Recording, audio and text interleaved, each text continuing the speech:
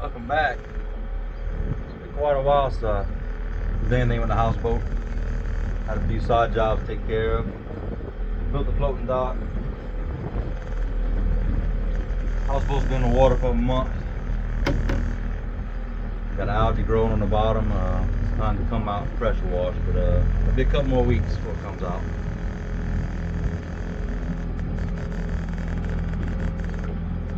Because I ordered a new axle for my trailer. Currently my trailer can hold 2,800 pounds and my boat, according to my draft, I'm at 4,000 pounds. So I've been really pushing it, launching this thing and picking it up. It's a gamble. So my next step up for axle, to keep it a single axle, I'd like to go double, but the expense is just pretty high. It costs about $1,500 to convert my trailer to double. I do have another trailer I'm building and slowly working on making a double. So for now, I needed another single axle. I was going to order a 5,200 pound axle, but if my boat's 4,000 and my trailer's about 800 pounds, I'm almost maxed out with a 5,200 pound. So I went ahead and ordered a 6,000 pound axle with 3 brand new tires, and I'm waiting for the axle to come in. So I guess I'll do a little video of what I got to do. Cut the old brackets off, the spring hangers, put new ones, swap out the axle, new tires. Today's bad weather, so I want to get off of work because of not because of the winds, but because of the dew point and humidity. In the spray foam industry, the dew point and humidity plays a large factor on if you can spray the foam. So I want to get today off. So I reinstalled my battery isolator. I determined it was not a problem with my battery isolator. It had to have been a connection problem. My battery isolator is on there now, and the engine's charging the house batteries at 14.2 volts, no problems. I couldn't figure out why, with the battery isolator, I turned my purple switch on to send power to the house, and I had zero power. When the power from the house battery is connected to the pole on the battery isolator that also supplies the house. So even if the battery isolator would have failed, I should have still had power to the house. But I didn't. Until I removed the battery isolator, then everything worked. So I figured it's a connection problem. I'm gonna have to change my copper eyes. It was an old wire I used to run from the batteries in the front deck to the main control panel that receives power for the house and sends it to everything in the house. So I guess I'll change my eyes, but I'm testing the battery isolator right now. It's doing great. It's been a while since I've done a cruise. Figured it was time. Old girl's been parked for a couple of weeks.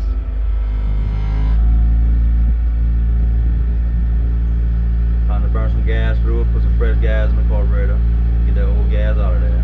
Even though it's non-ethanol gas, these days you can't leave it sit long. Not ethanol gas, you got about 3 months max before the additives in the gasoline start to break down. Non-ethanol, you could probably go 6 months to a year. But I've got engines at my house. All my small engines I run non-ethanol. I've got engines that haven't ran in a year, and I'm positive they'll fire right up because I use non-ethanol fuel. I don't really have an objective for this video, like a subject, what it's about, other than my progress. I mean, what I've been doing, why I haven't been making houseboat videos. I've been very busy. But my little dock job's over, so after I finish my axle on my trailer, I'm hoping I can start using this thing more often. We've only spent 2 nights out in the lake in it, and it was nice. Had no issues, no complaints. I just wish I had more free time, like everyone else. Everyone wants free time. Hard to find. Tide's high today, wind blowing a good 8 to 10. Supposed to have rain. The rain's not going to bother me none. As long as it's not heavy pour down and 30-mile-an-hour winds, I'll be fine. I won't be going through the bridges today. This won't be a long trip because I forgot my radio. I can always call them on the cell phone. have them give me an opening. I don't think I'm gonna go through the bridges today. I just want to move the boat. It's gonna help prevent more bottom growth. I'm already getting a coating of green algae on below the water line. I'm gonna need a good pressure washing when I pull out the water, but it's not bad considering I've been in the water for a month. Last time I left this in the water for 6 weeks, we had more of a saltwater intrusion, and I had grass and barnacles, grass that was over 1.5 feet long hanging down from here. I got a little video on that somewhere. Maybe about eight months to a year ago. If I leaving the water for 6 weeks, that's what I got to look forward to. But your pressure washes off easy. It's just the principle that you can't leave in the water no more than a month, which is really not bad. Wind's pushing me a little bit. So yeah, just a short video. Let y'all know the houseboat's still doing fine. I'm still doing fine. Everything's still operational. I still didn't finish the shower because I've been busy. So I guess maybe this weekend, if everything goes right, I'll come do some work, try to get the shower buttoned up. And I can start doing my woodworking trim and finally call this little project complete. Be nice. Still got to build a water cabinet on the bow as well. Just hadn't got around to it. But I do thank y'all for stopping by and viewing. Enjoy this little ride.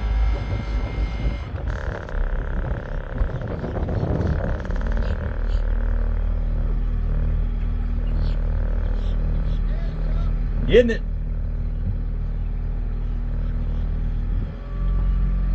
Friend I grew up with gave me a little shout out.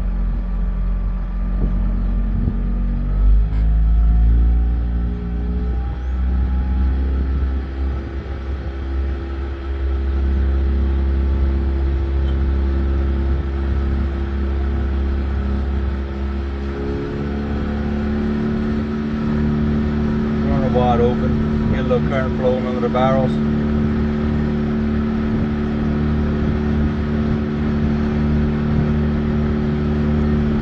Might help some of that grass come off, highly unlikely. I don't really move fast enough. I'm doing 4.8 right now.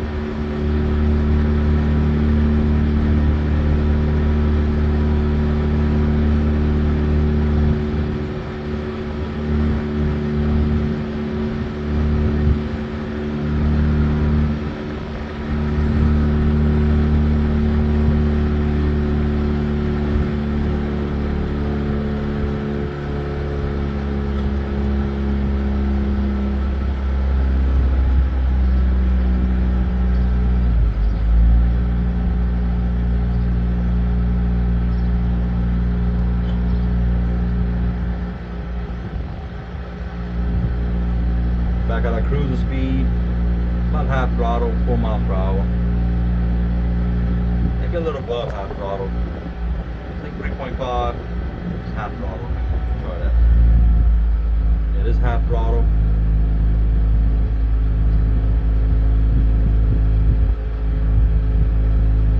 Yeah, 3.5, 3.6. That's really half throttle. I usually try to push 4. Depending on the current and the wind.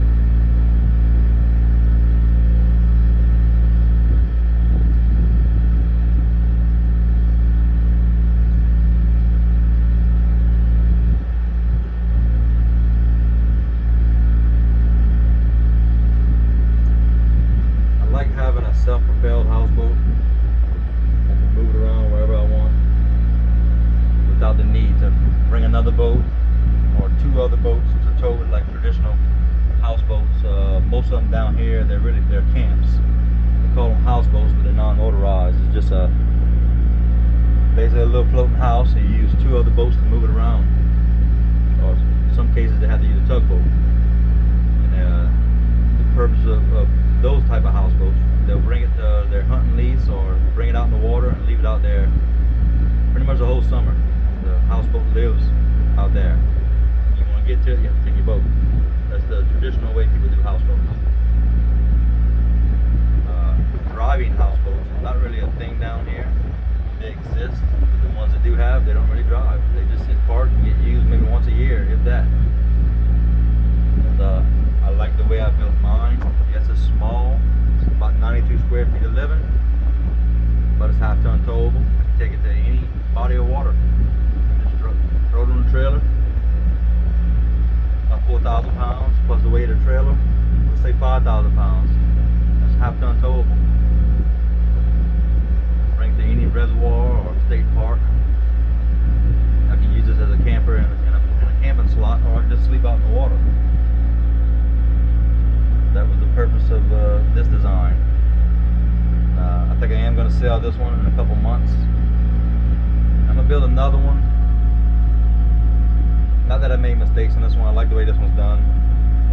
I'm thinking maybe 1 to 2 more foot of cabin length would be nice. That way I could have the option for another bed in case I want to sleep more people.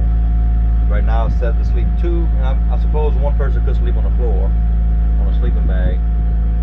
It'd be nice to have a dedicated bed for a third or fourth person. So this the deck is 22 foot. My pontoon is only 17.5. It's 55 gallon barrels, 3 rows. So I've got 17.5 foot of pontoons. 22 foot of deck. That leaves me 6 foot of front deck and about 4 foot of rear. So the next one, I think I'm gonna go in the 25, 26 foot range. I'm gonna try to keep the weight about the same, which is gonna be hard to make it bigger and weigh less. So I may have to change up the design a little bit. But I'm looking to go a minimum of 25 foot. This one's 22, so yeah, 25 foot will give me a foot more deck and a foot more cabin. Which I could probably make do with that, with those measurements. I put another bed, but it'd be tight. So right now my cabin's 8 by 12. If I can get an 8 by 14 cabin with 6 foot of front deck and 4 foot of rear, I think that'd be the way to go. But the final length is going to determine the barrels. How many barrels I have to use is going to determine my final length. Like, it won't be exactly 25 foot because the length of the barrels, the pivot barrels I use, average barrels about 35 inches per barrel.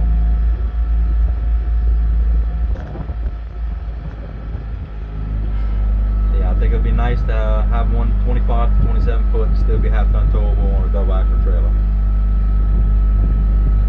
But I got to keep the weight the same. About 5,000 pounds is about the max you want to launch and pick up from a 2-wheel drive.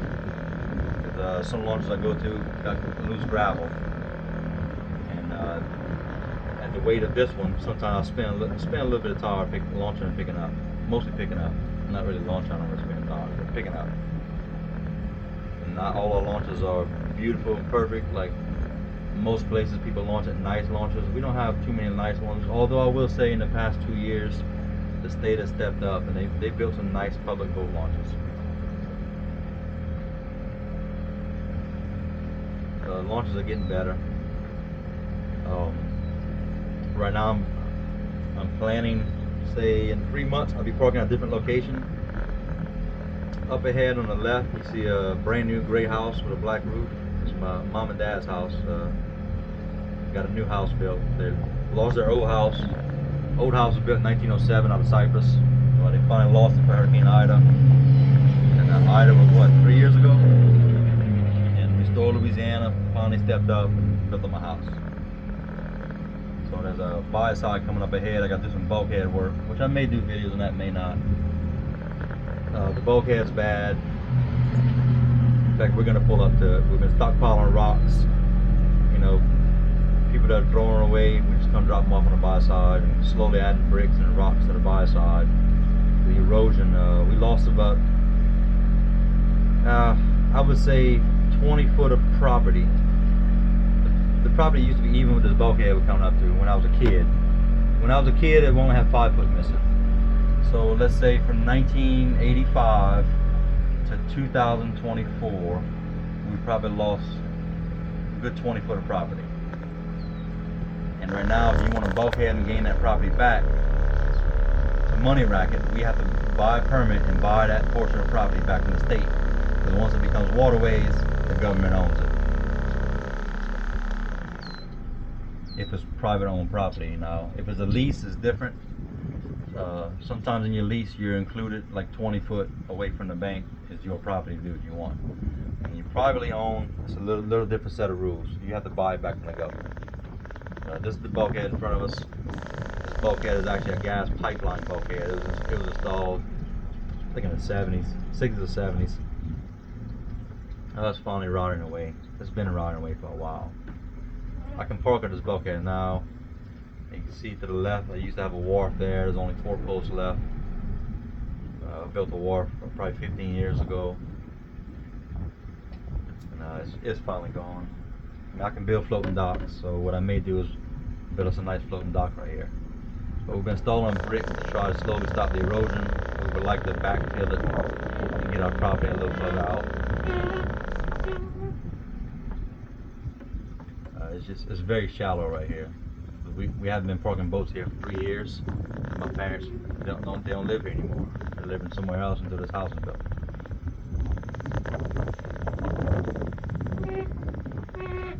Get my steering squeaking in the awesome bushes.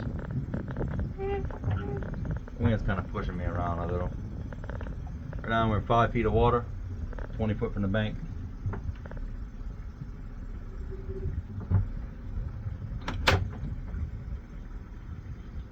Four feet.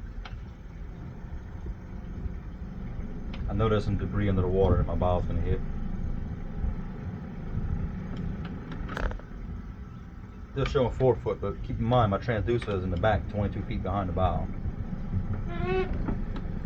And I touch bottom. Yeah, we're gonna fix this buy side up.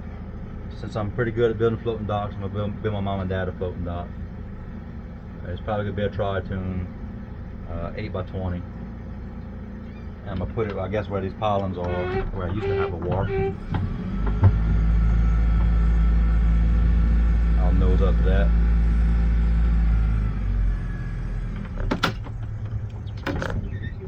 I'll pull these pylons out and I'll drive probably some treated 4x6s, at least 4 of them, and let the dock rise and fall with the tide, and that's gonna become our wharf. I think that sounds like a good plan.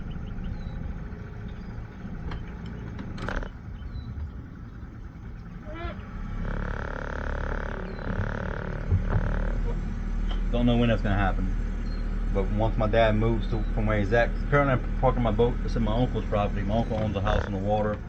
My uncle moved out of town about 3-4 years ago. But the house was sitting there doing nothing. It was costing him maintenance, you know, and he was paying electricity, paying insurance, and no one was living in it for a couple of years. When the Hurricane Ida took my mom and dad's house, my uncle said, "Hey, look, it's got roof damage. I'm not gonna do anything with the house. I'm gonna let it fall apart and rot. If y'all want to fix the roof, make the house livable, I can stay as long as y'all want, the rest of y'all life." So that's what wound up happening. My dad's been there 3 years. Very nice of my uncle. He's a good man. My whole family's got good men, you know, good people. Except me, I'm the black sheep.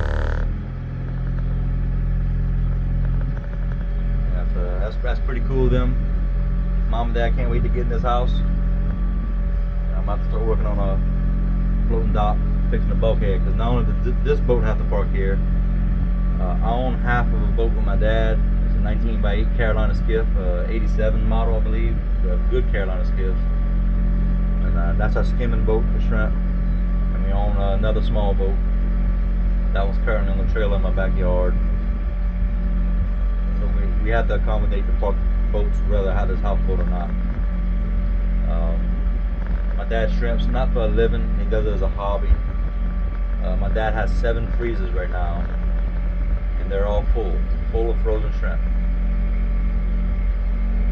So it basically costs him about $40 of gas to go out to the lake, play for 3-4 hours, come on back home and an ice chest or 2 of shrimp. It's just a hobby. You can make money with shrimping, but it takes a lot of time. You got to be out there all the time, and you got to retail on the side of the road or sell to friends and family, because the factories, just like crabs right now, factories aren't paying nothing. recently there were some investigations into local Louisiana caught shrimp. There was two, I say local. One was in Morgan City, Louisiana. It's about an hour drive from here.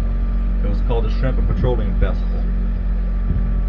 And an independent company, I mean, I guess I can Google the details, but you can too. But they tested the DNA of all the shrimp at the shrimp festival, and the purpose of the shrimp festival is Louisiana. It comes from Louisiana. It's called the Shrimp and Petroleum. It mixes oil field with shrimping. It's two big industries that bring out a lot of revenue for Louisiana.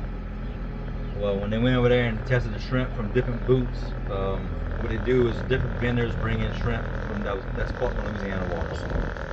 Supposedly, when they tested the shrimp, I think 92% of the shrimp they tested was foreign, was imported. So what's happening is the shrimp petroleum festivals, not all the people that own the boots, own trawl boats, they're not actually catching the shrimp. They go buy it from the factory that's local down here, and they bring it to the festival and present that as their Louisiana wild shrimp. Well, it turns out it's imports. Like the factories, I don't have the facts and the data to back this up, just what I'm hearing from the local shrimpers and people who know the owners of the factory. What they're doing is importing shrimp. That's why the price is so low on shrimp here. They're importing shrimp, mixing it with our Louisiana shrimp and selling for a high price. Like an example, if I was a shrimper and I caught, let's say, I caught 500 pounds of 3640s. I go to the factory to sell that, they're gonna pay me 60 cents per pound for 500 pounds of 3640s. Now, if I was looking to buy that same shrimp from that same factory, I'm probably looking at $5.50, $6 a pound to buy it from them. So they're taking the Louisiana fresh caught shrimp, mixing with import shrimp, advertising as Louisiana fresh, and selling it for a high price. And that's keeping the price on the shrimp. The local shrimpers, it's a dying industry. We've been saying for 40 years, a dying industry. It's really a dying industry. Same thing with crabs. They don't have an issue with importing crabs, but the price on crabs is extremely low. Like that little blue building up on the left, that belongs to a nice lady named Carla. I think it's called Carla's Crab Shack. She's a local crab factory. Her whole family crabbed their whole life. They're very, very good people. I think 2 or 3 other of her family members also have little crab businesses similar to this. They're barely making it. But the price is just so low. When crabs are in abundance, the price is really low. During the winter, when there's hardly any crabs, the price is really high. When I was younger, it was nothing to go out there fishing crabs, make $300 a day with maybe 150 cages, 150 crab traps. You'd be back home by noon. There's nothing to make at least $300 a day. Now crabbers go out there, they let the cages sit for 2 days to try to recoup some loss.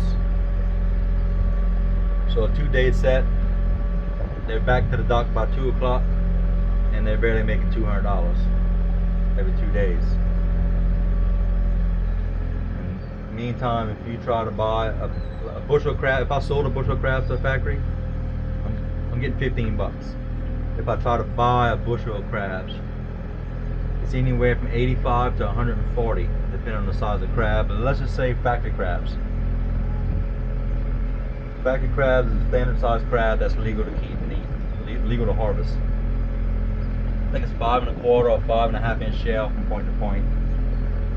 I don't know the exact measurements. I haven't been involved in crabbing in quite a while, but I know a lot of crabbers.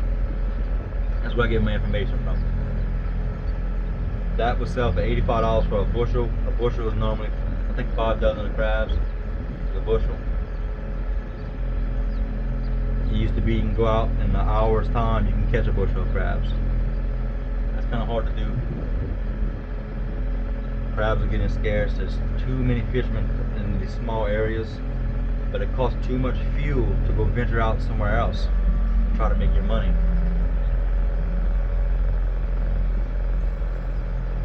The seafood industry, that's what these little towns thrive on, these bayou towns. It's just pretty much dead.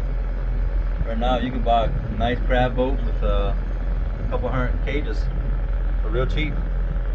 They're not selling. Prices are good. A boat that would normally sell for 30,000 on the market 15 right now. Nobody's buying. Who's gonna invest money to go crabbing or shrimping right now? You don't make your money back.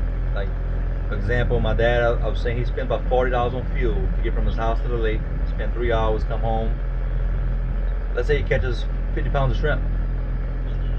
My dad retails for $1 a pound. So he makes $50, but it costs him $40 of fuel. So in that $50 expense, my dad took his time separating the shrimp, picking it, you know, getting rid of the fish, the grass, the crabs, to where you as the buyer are buying 50 pounds of just shrimp with no trash in it.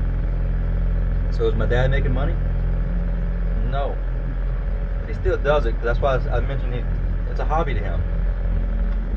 That's what he grew up doing. So as long as he can afford the fuel, he goes out and does it. He's not making no money. But our freezers are stocked year round. Anytime I want shrimp, not a problem. My mom's got 7 freezers full. And shrimp, you can freeze it, defrost it, and boil it just like it was fresh. 2 days ago, I gave my dad $50 just to cover his gas. I wouldn't mind having an ice chest of shrimp to give away to my friends and family. Yesterday he called me, he had 50 pounds, nice shrimp, 3640s and 40-50 mix, very nice. Lake Boudreaux, Louisiana has the sweetest tasting shrimp in Louisiana. The salinity content is very low. It's brackish water, but it's more of a freshwater lake. But anyway, I bought the shrimp. I gave my neighbors some, my friends, my boss. I wound up keeping 10 pounds, and that's what I ate for supper last night. And I could have got it for free because I own half the boat. When the boat breaks down, I help my dad when I can, pay for repairs. I bought the boat, gave him half on the motor. He owned the skimmer frames and aluminum. He owned the welding machine. And we just put the boat together and we go half. I don't normally pay for fuel. I haven't personally been on the boat and used it probably in 2 years since I've been with him. I've been working shrimping. You have to go out early, like you have to leave at 5:30 in the morning. I'm not a morning person. But if my dad needed me to go with him, I went with him plenty of times, just not in the past 2 years. Anyway, I'm rambling on about the dying seafood business. Like I said, this video really had no point other than me running a houseboat and just shooting the breeze with you. Again, I thank y'all for viewing. I'm gonna cut off right here, and I'm gonna enjoy the rest of my little cruise. Thank y'all for stopping by. I really appreciate y'all.